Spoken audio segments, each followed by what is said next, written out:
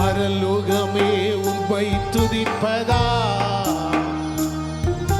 கர்த்தாவே அங்கே வாழ்கிறேன். ஆலயத்தில் உம்மை துதிக்கிறோம் கர்த்தாவே. அப்படியே கரங்களை உயர்த்தி சொல்ல, பரலோகமே பரலோகமே உம்மை துதிப்பதா, கர்த்தாவே அங்கே வாழ்கி. ஆலயத்தில் உம்மை துதிக்கிறோம், ஆலயத்தில் உம்மை துதிக்கிறோம்.